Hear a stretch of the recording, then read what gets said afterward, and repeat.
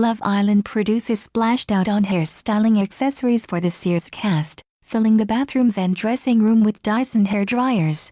Wes Nelson and Donnie Dyer have been especially wowed by the supersonic dryer, with Jack Fincham's partner baffling ITV2 viewers as they watched her use it to dry her lashes. And as the cast admired the hairdryer in the bathroom in a recent episode, fans of the show rushed to find out more about the styling tool. However, they were left stunned by the extortionate price of the fancy bit of tech, which costs an eye-watering £299.99. Taking to Twitter, one person wrote, "Anyone else notice they have those Dyson hair dryers that cost about £200 gel sick?"